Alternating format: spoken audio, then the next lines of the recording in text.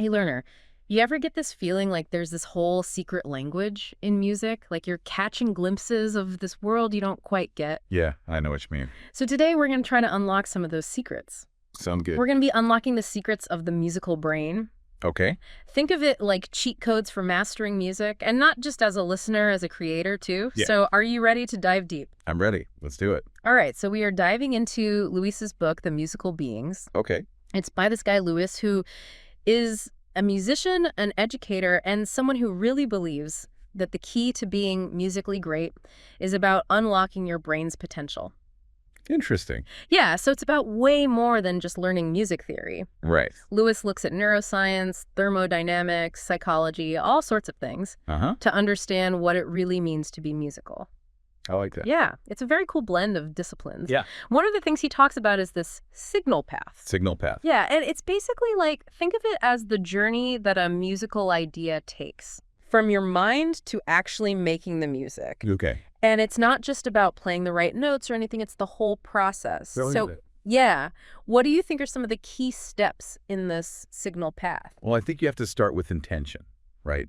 The brain memory, the body, and of course the ear. Okay. Each of these are so crucial. Yeah. We often think of the brain as this like passive thing, right? You just like pour information into it. Right. But actually, it's constantly anticipating, adapting, and even shaping the music that we experience. Oh. It's amazing. Yeah. And then intention, that's like the spark. Right. That's the driving force behind it all. Yeah. And then memory becomes like this foundation for learning, for execution, even for like how we hear music in our heads. Wow. It's really quite fascinating. So let's unpack this a little bit, because we've all heard practice makes perfect, right? Right. But Lewis is saying that it's way more than just repetition. Right. He says we need to consciously be working on our intention. Intention? Yeah. So true. Like, how do we direct our focus? How do Yeah. we really hone in on that?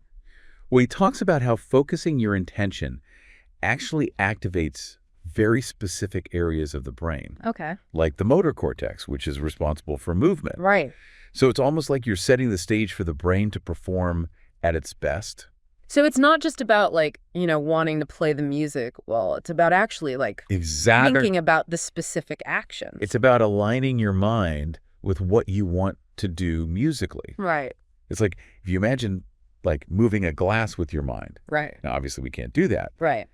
But just the intention of wanting to move that glass, it actually triggers all these things in your brain. It's almost like this chain reaction Yeah. that leads to your hand actually moving to the glass. So you're saying that even just thinking about something Yes. can have a physical impact. Absolutely. Wow. That's true. Sure. And Lewis talks about how this applies to everything we do, how every action stems from a thought and intention.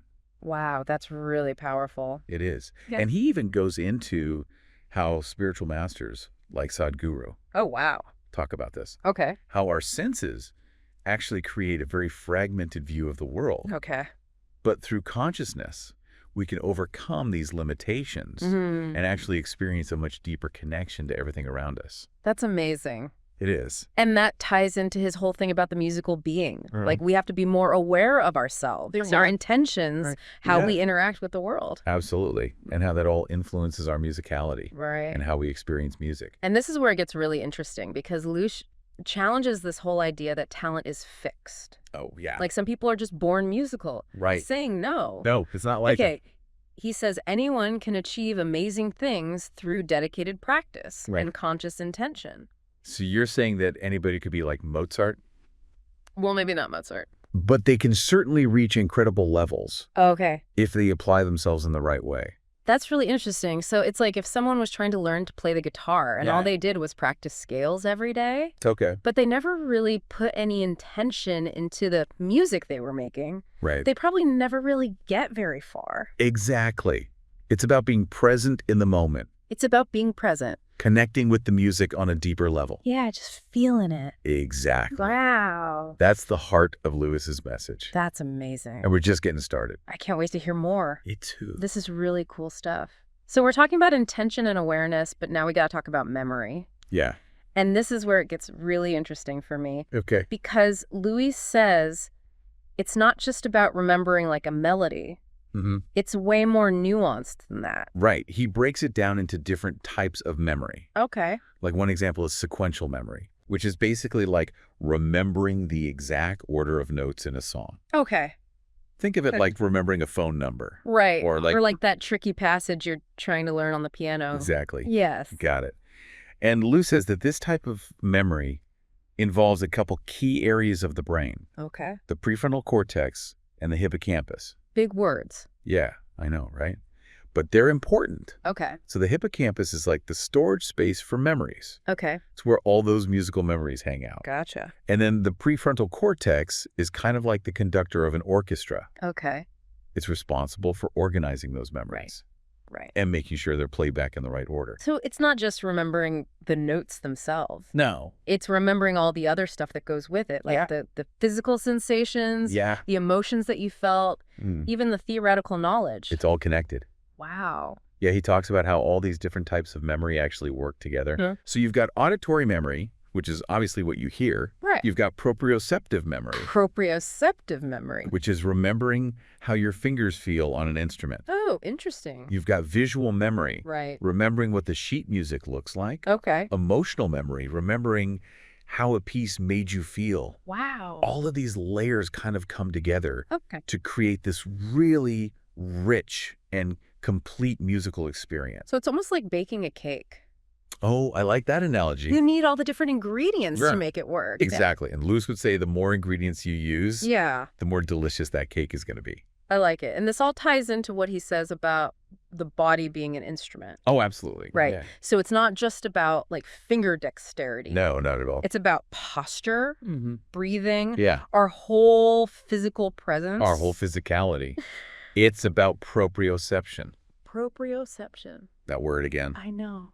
It's a mouthful. But think of it like your body's internal GPS system. Okay. It's what allows you to hit the right notes without even looking at your fingers. Oh, wow. Right. That's wild. It's pretty amazing. And Lewis really stresses the importance of building strength and coordination. Okay.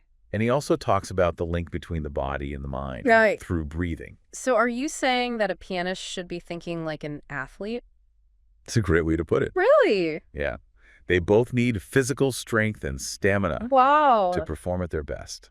That's crazy. I never thought about it like that. Yeah, and Lewis even gets into the nitty-gritty of it. Okay. He talks about different types of muscle fibers. Oh, wow. How they're used in music.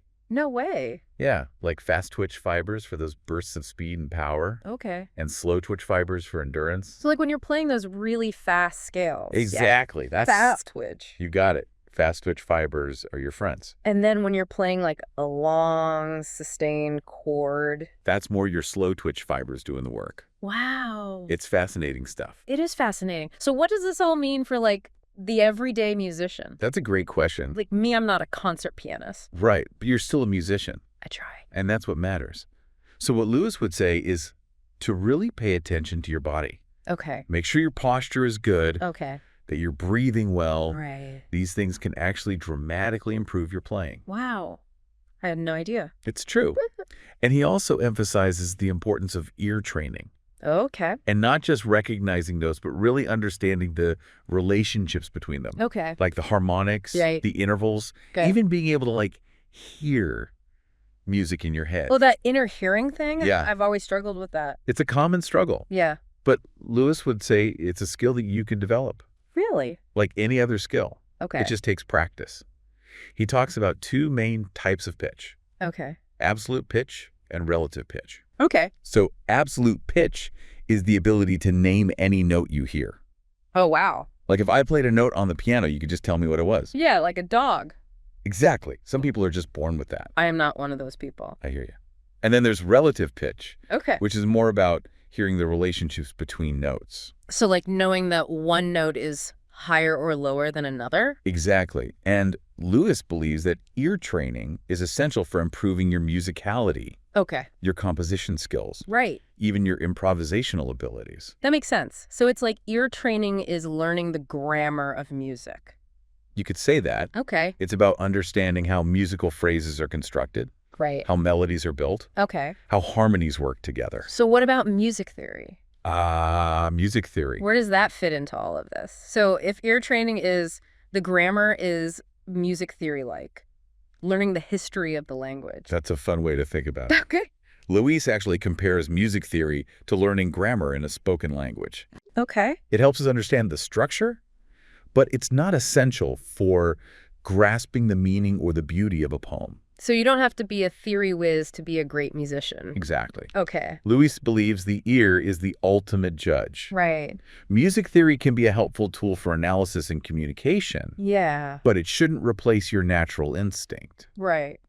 True musicality, he says, comes from that deep connection with the sound. Feeling it, experiencing it, not just thinking about it. Exactly. So it's about letting go and letting the music flow through you. Exactly. And Luis even has a unique perspective on music reading and writing. Oh, yeah. He says we shouldn't get bogged down in naming every note. Okay. It's about the direct connection between what you see on the page and the physical act of playing. Interesting. Right. So it's more about visualizing the music than just reading it note by note. Right. He talks about spatial visualization and proprioception.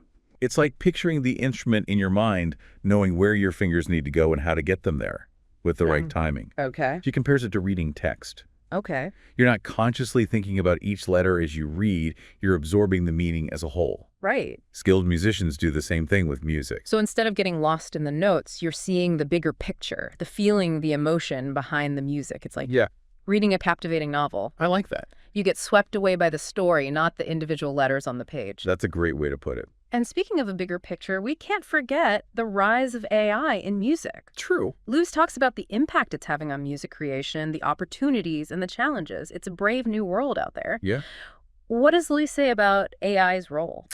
He believes AI can be a powerful tool for musicians. Okay. Imagine having an AI assistant that could offer creative suggestions, help solve technical problems, even push the boundaries of what's possible in music. Oh, that's awesome. But, and this is important, he doesn't see AI replacing human musicians. Right. He's optimistic about the future, but he also emphasizes the importance of maintaining our creative control. That's really important. It is. He sees AI as a collaborator, not a replacement. Right. It's a tool to enhance our abilities, not to take over. Exactly. So, Leonard, as we wrap up this deep dive, what stands out to you? This has been amazing. Yeah. Luis's book challenges us to think differently about music. Yeah. It's not just about technical skill, it's about cultivating a deeper relationship with music itself. It's about understanding how our brains work, how our bodies move, and how to use that knowledge to unlock our own musical potential. It's about intention, awareness, and embracing the journey of making music. And never being afraid to experiment, to explore, to let the music lead you to new and unexpected places. Because in the end, music is a language we can all understand. It transcends words, cultures, even time itself. It's a journey of self-discovery and one that we can all take. So go out there, learner, and make some music. We'll be right here cheering you on every step of the way.